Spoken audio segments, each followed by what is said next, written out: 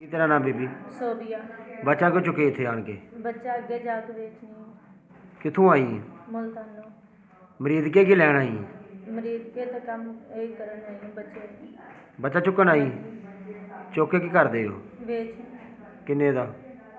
35-40 35 40 ਦਾ। हाँ जी। ਕਿਉਂ ਕਿੰਨੇ ਤੱਕ ਕਿੰਨੇ ਬੱਚੇ ਚੁੱਕੇ ਹੁਣ ਤੱਕ? 3 अगे चुके। ਕਿੰਨੀ ਦੇਰ ਹੋ ਗਈ ਕੰਮ ਕਰਦਿਆਂ ਤੈਨੂੰ? 4 महीने हो गए। ਕਿਉਂ ਚੁੱਕਦੀ ਬੱਚਾ? अगे बेच दे ਇੱਥੋਂ ਕਿੰਨੇ ਚੁੱਕੇ ਨਹੀਂ ਹੁਣ ਤੱਕ? मरीज क्यों नहीं चुक के लै गई। ਅੱਛਾ ਤੇ ਹੋਰ ਕਿੱਥੋਂ ਚੁੱਕੇ ਸੀ? लोरों एक चुके 2 मुल्तानों। ਦੋ ਮਲਤਾਨੋਂ। हाँ जी।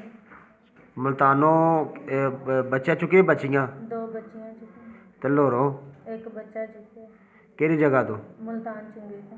ਮਲਤਾਨ ਚੁੰਗੀ ਤੋਂ? हाँ जी। ਉਹ ਤੈਨੂੰ ਐਡਰੈਸ ਦਾ ਪਤਾ ਹੈ? हाँ जी लग गया पता। ਅੱਛਾ ਜਿਹੜਾ ਲਾਹੌਰ ਵਾਲਾ ਬੱਚਾ ਚੁੱਕੇ ਸੀ ਉਹ ਕਿੰਨੇ ਦਾ ਵੇਚਿਆ ਸੀ? वो 35 का।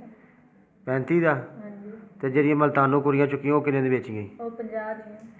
250 ਦੀ ਵੇਚੀਆਂ हाँ ਸੀ? जी। ਤੇ ਉਹ ਅੱਗੋਂ ਕਿਹਨੂੰ ਦਿੰਦੇ ਬੱਚੇ?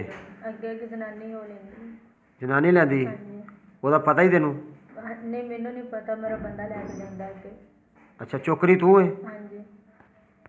ਉਹ ਬੰਦਾ ਤੇਰਾ ਜਨਮ ਨਹੀਂ ਹੈ ਝੂਠਾ ਹੈ? ਨਿਕਾਹ ਕੀਤਾ ਉਹਦੇ ਨੇ। ਸੱਚੇ ਹੀ ਨਿਕਾਹ ਕੀਤਾ ਹੈ? ਹਾਂਜੀ ਮੌਲਵੀ ਕੋਲੋਂ ਨਿਕਾਹ ਕਰਵਾਇਆ। ਉਹਦਾ ਨਾਂ ਕੀ ਬੰਦੇ ਤੇਰੇ ਦਾ? ਅਲਤਾਫ ਹੁਸੈਨ। ਤੇਰਾ ਨਾਂ ਕੀ ਹੈ? ਸੋਬੀਆ ਬੀਬੀ। ਸੋਬੀਆ। ਹਾਂਜੀ। ਕਿੰਨੇ ਦਿਨ ਹੋ ਗਏ ਤੈਨੂੰ ਕੰਮ ਕਰਦੇ ਆ? 4 ਮਹੀਨੇ।